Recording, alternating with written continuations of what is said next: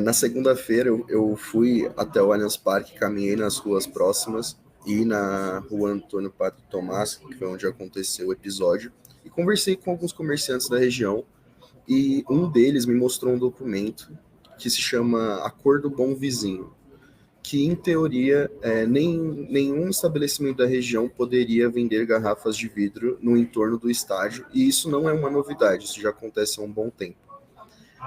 Só que quem vai ao Allianz Parque, quem frequenta os jogos, sabe que existe uma grande quantidade de vendedores ambulantes na região em dia de jogo, e eles conseguem vender e transitar com garrafas de vidro sem a fiscalização adequada.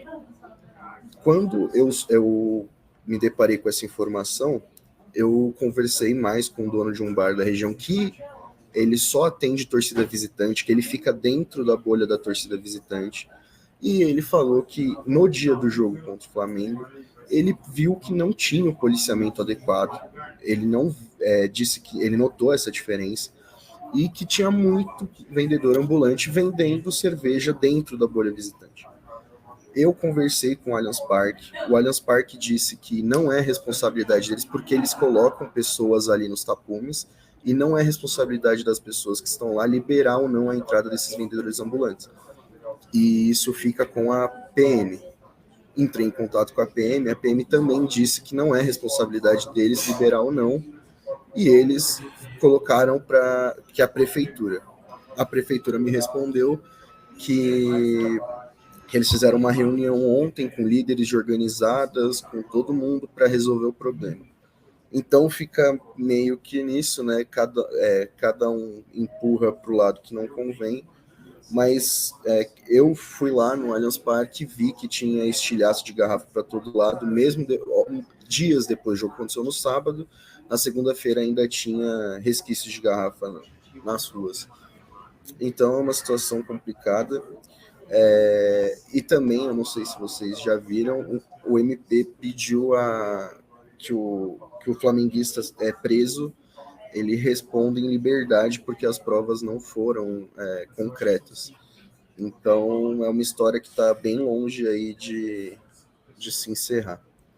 Eu sei exatamente quem foi o comerciante com quem você falou. Eu sei o seu nome dele, mas ele está pedindo para não ser identificado. Exatamente.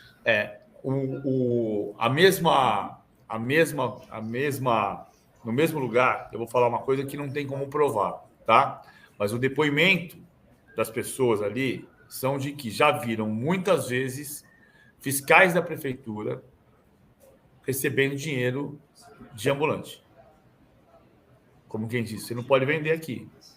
Mas se você...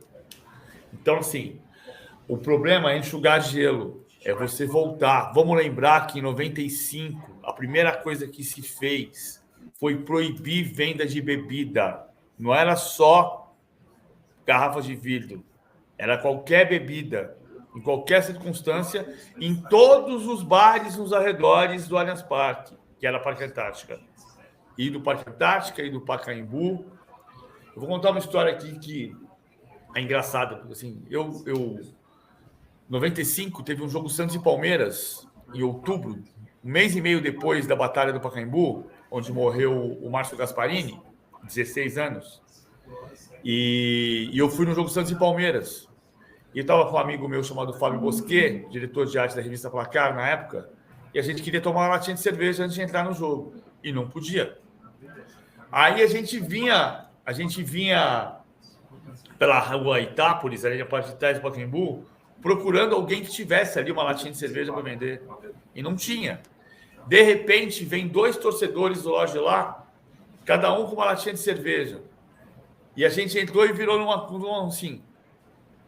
Parecia que estava comprando uma coisa absolutamente ilegal. Agora fosse uma coisa completamente ilegal, mas que não deveria ser consumida naquele momento, na beira do campo, porque saíamos de uma tragédia. Então a gente virou para os caras e falou mais ou menos assim: aí, meu irmão, onde é que tu arrumou essa latinha? Ele falou: ó, senta aqui no beco, vai lá no fundo, tem uma praça, tem um cara ali com isopor vendendo. Então, a gente está voltando para a mesma discussão. não pode ter garrafa de vidro. O prefeito vai ameaçar fechar os bares que pagam impostos e os bares estão vendendo em copo descartável. Só em copo descartável. Todos os depoimentos são de que os bares estão vendendo em copo descartável. Então a prefeitura tem que resolver a situação do ambulante. O ambulante vai vender lata, ou o ambulante vai vender em copo descartável, mas o ambulante não pode vender garrafa de vidro se outras pessoas não podem vender garrafa de vidro. Ou o ambulante não pode trabalhar, porque afinal de contas ele não está pagando imposto, e lamentavelmente a gente sabe que o ambulante também precisa trabalhar. E assim a gente continua enxugando gelo nessa questão. O que o Flávio estava explicando e falando está ilustrado na reportagem que ele publicou aqui, ó, os estilhaços de vidro pelo chão, na esquina da Rua Caraíbas, com a Venâncio Aires. O Allianz Parque está bem no fundo ali, você consegue ver aquela estrutura metálica com a faixa verde ao fundo. Essa informação que o Flávio também trouxe para a gente agora é importantíssima. Destaco aqui na reportagem que também está publicada no All Sport. O Ministério Público de São Paulo pede soltura de torcedor preso por morte de palmeirense. Essa é uma informação importantíssima, foi publicada agora há pouco. O Ministério Público de São Paulo pediu na manhã de hoje, dia 12, a soltura de Leonardo Felipe Xavier Santiago, flamenguista preso acusado da morte da palmeirense Gabriela Anelli. O pedido foi feito pelo promotor de justiça Rogério Zagallo. Além da revogação da prisão preventiva, o magistrado pede a realização de diligências que identifiquem o verdadeiro autor do delito, com a busca por mais imagens de câmeras de segurança. A gente tratou até aqui na abertura do programa com o PVC falando a respeito do que estava no depoimento no BO e do que o delegado César Saad alegou, dizendo que ele, Leonardo, teria assumido a autoria do arremesso da garrafa, mas no depoimento dele no BO consta outra versão, como o Flávio acabou de explicar, né, Flávio? Pelo jeito é uma história que ainda vai ter muito desdobramento. Sim. Então, como nas redes sociais hoje em dia, né, imagens viralizam, um monte de gente já criou teorias sobre, para mostrar que na verdade não foi ele, que foi um palmeirense, mas é muito delicado, né, um assunto que não dá para se basear nisso, tem que esperar a averiguação de quem é responsável. E como eu disse antes, eu acho que é uma história que está longe ainda de ter um ponto final, né? Nos próximos dias a gente deve ter mais desdobramentos. E você pode conferir mais detalhes dessa reportagem que já está publicada pela Stephanie Ramos aqui